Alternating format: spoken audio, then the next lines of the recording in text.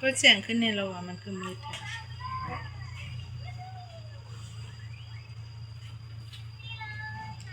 เฮ็ดซุปเห็ดเด้อทุกคนนี่เห็ดอันนี้ค่อยนึ่งเอาเด้อก็สิมีเห็ดเข็มเห็ดหนูแล้วก็มีผักกันจองค่อยบ่ได้ลวกเลยนึ่งเอาเพราะว่าคันเฮาไปลวกว่ามันเฮ็ดให้เห็ดจืดคันนึ่งแล้วมันสินัวเนาะหวานแซ่บก็สิมีเห็ดเข็มท้องแล้วก็มีเห็ดสนุนผักกันจองแล้วก็เห็ดนางรม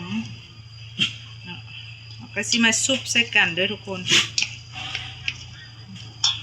มาซุปใส่กัน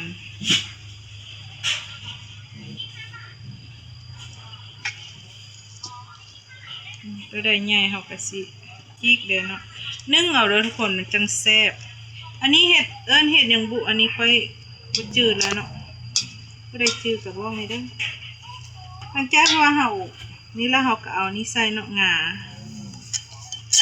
ใส่ลงไปเลยใส่หลายๆเลยนี่งาคั่ว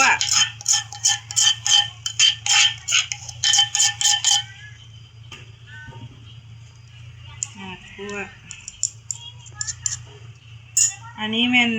กระเทียมหอมแดงมะเขือข่าเนาะเอาใส่ลงไป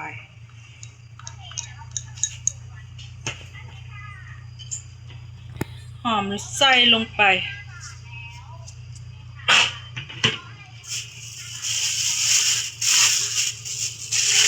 เอากระสิใส่ถุงมือจำเป็น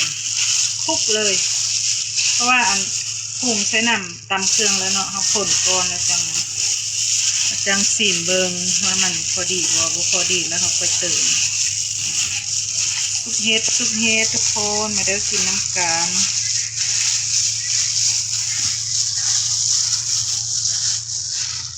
น่ากินบ่ทุกคนอันเฮานึ่งเอามันจะน่ากินกว่าเนาะ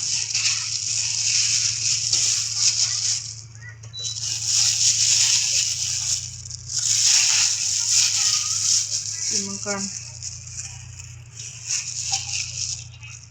จังไม่ยุ่ง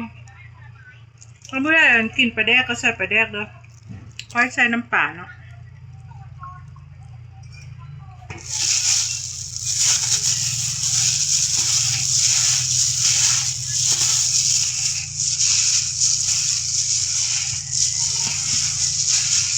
น่ากินแท้ๆทุกคน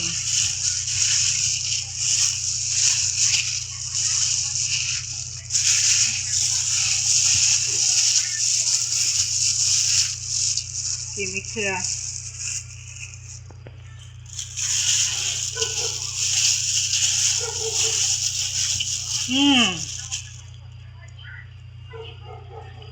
น่ากินบ่ทุกคนนี่